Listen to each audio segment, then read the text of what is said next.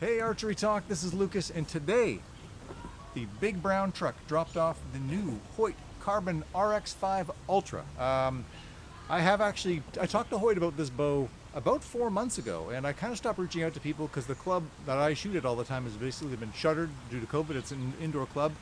And as luck would have it, my club has opened up again, and this bow just arrived kind of unexpectedly. So very excited to see that. And I don't know, I figured I'd share my first look at the bow with you. So let's break out the old pocket knife and see what we can see.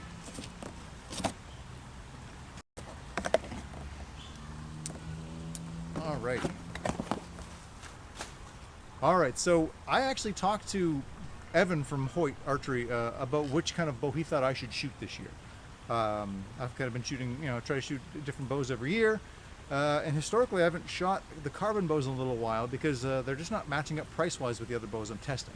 However, the one he suggested I shoot this year is this one, if only because of my draw length. I have a 30-inch draw length for hunting bows typically, and this bow has two different modules for draw lengths: a 27 to 30 and a 30 to 32. And because I come right at that 30-inch mark, which is the top of the first module, I'm going to get the most efficiency possible out of the cam, essentially.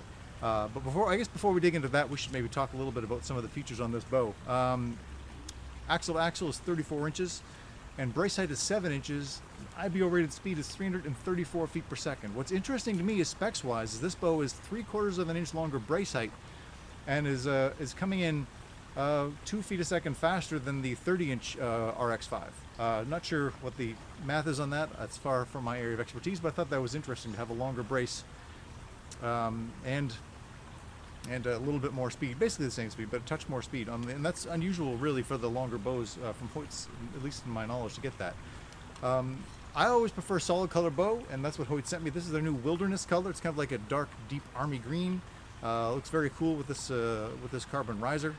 And there's a little throwback for me. The very first bow I ever shot was the Hoyt Carbon Matrix. I was at an event, run ATV.com, and there was Kawasaki was there, and they invited Hoyt to kind of give us a little bow demo in the afternoon, and the bows they had there was the Carbon Matrix, which was brand new at the time. And that's really the bow that made me kind of fall in love with archery and really get started in my archery journey. And I went and bought a bow, and from then on, and I've been shooting ever since.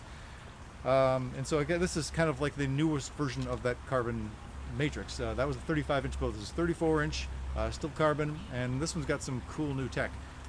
What's going to stand out the most? I guess this cam system is the biggest news from Hoyt this year.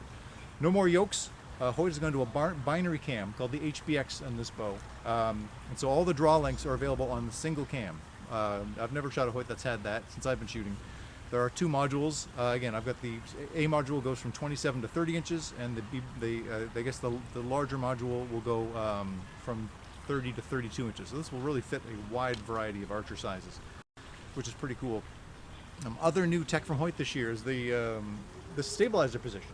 It's kind of, they moved it to the very bottom and far in the front as possible, and that to me harkens back a little bit to like the Matthews bows, like the Vertex and things like that. And I've really liked how those bows feel. Not so much with the stabilizer position, but just there's a little bit of extra weight at the bottom here. And when I'm shooting the Matthews hunting bows in years past, I usually don't use the stabilizer because I just find that they're balanced and compact enough as it is, but really cool. There's another interesting stabilizer position on this bow as well, which is right here, a little side position. I don't know how well you can see that on camera or not, but I guess there'll be some specific mount you'll have to buy for that to make it work, but an interesting spot for them if you really want that low and outside mounting position. Or if you want a sidebar, there's also the back position here, or there's another front position here. You can set this bow up any way you like. So that's 4 different stabilizer positions. If you can put a longer one here than this stubby one that comes on board, but ultimately you get to choose what you want to do. It's got the shock pods here to help eliminate vibration. It's got these, what I've liked to pass from Hoyt is these little in-string dampeners they've got in there. Got one top and bottom. I've always liked how those help quiet the bows down. Not the carbon, I shot the Helix a little while ago and really liked how that bow felt, and just the vibration was fairly minimal, and I'm expecting that's going to be the case on this as a carbon bow. We'll find out though. I'll test it against everything else I've got this year. Other things of note, let's think, they've got the Picatinny sight mount. So right now that's over here, you can choose to get a sight that kind of sticks right off the front of your bow instead of having the one that comes out the side like we've been typically using in the past. I'm not sure how to set it up. I've never done it before. It's an interesting theory. I have to see if I can pick up one of those sights. Otherwise, I'll just use a standard sight mount. But the Picatinny, having a Picatinny option here is a pretty cool thing from Hoyt. They've also got the available integrate rest mount. So which is where you could still write any other rest you would normally mount on a bow, just using the burger hole.